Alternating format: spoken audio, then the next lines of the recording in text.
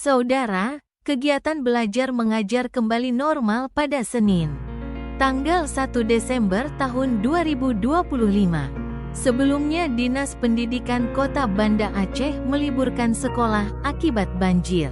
Akibat banjir yang melanda Kota Banda Aceh belakangan ini, seluruh sekolah diliburkan selama 3 hari terhitung Kamis, Jumat, dan Sabtu. Kepala Dinas Pendidikan Banda Aceh Sulaiman Bakri membenarkan libur selama 3 hari.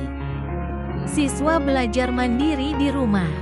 Dikatakan siswa tidak belajar secara daring karena selain banjir dan hujan lebat beberapa hari terakhir juga mengakibatkan listrik padam dan akses jaringan internet terkendala hingga saat ini. Hari Minggu besok Dinas Pendidikan akan mengevaluasi surat edaran pembelajaran di rumah bagi Satuan Pendidikan Kota Banda Aceh. Jika situasi kondisi di lapangan memungkinkan, maka libur belajar mandiri tidak diperpanjang dan hari Senin masuk sekolah seperti biasa. Ya, memang betul untuk saat sekarang Dinas Pendidikan Kebudayaan Kota Banda Aceh meliburkan sekolah, mengopkan sekolah 3 hari, mulai dari kemarin Kamis, Jumat sampai Sabtu.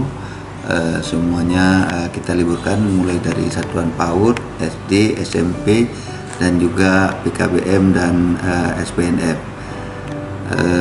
Nanti hari Minggu kita akan evaluasi kembali surat edaran tersebut, apakah hari Senin itu sudah siap kita belajar kembali atau kita perpanjang lagi masa liburnya sesuai dengan situasi dan kondisi di lapangan nanti kita lihat.